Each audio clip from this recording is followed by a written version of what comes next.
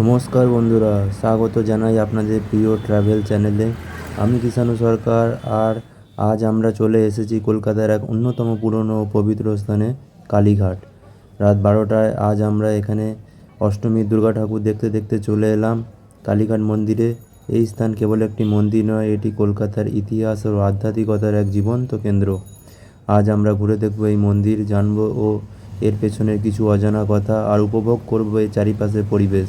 তাহলে দেরি না করে চলুন শুরু করা যাক আজকের কালীঘাট ভ্রমণ। প্রথমে জেনে নেওয়া যাক কালীঘাট কেন এত স্পেশাল। বন্ধুরা, আপনারা অনেকেই জানেন কালীঘাট হলো 51 শক্তিপীঠের মধ্যে অন্যতম। পৌরাণিক বিশ্বাস অনুসারে সতীর দেহত্যাগের পর মহাদেবের তাণ্ডব নৃত্যের সময় সতীর ডান পায়ে 4টি আঙুল এখানে পড়েছিল। সেই থেকেই এই স্থানটি পবিত্র তীর্থক্ষেত্রে পরিণত হয়েছে।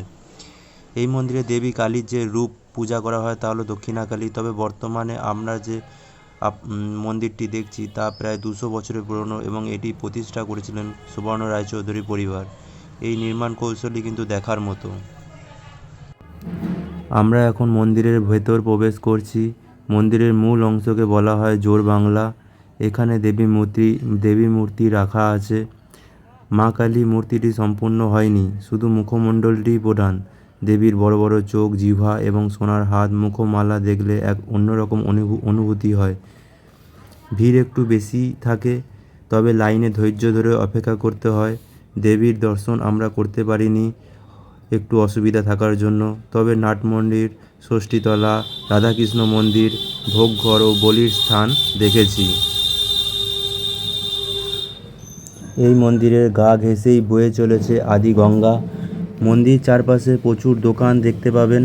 ফুলের দোকান, পুজোর উপকরণ, সিঁদুর, শাঁখা, পলা, মিষ্টির দোকান।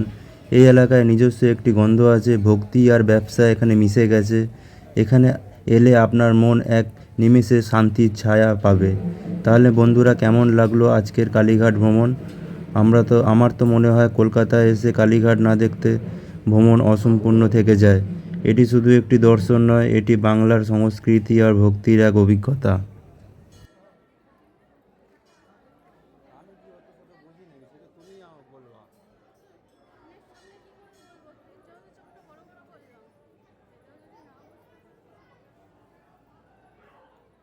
আমি তাই তো জিজ্ঞাসা করলাম।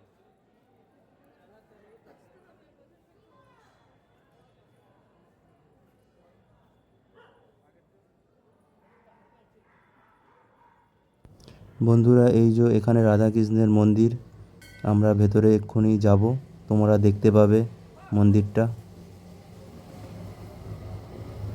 অনেকেই এখানে ঠাকুরকে দেখতে আসছেন। এই যে রাধাকৃষ্ণের মূর্তি। বন্ধুরা, আর সেরকম ভিডিও করতে পারিনি।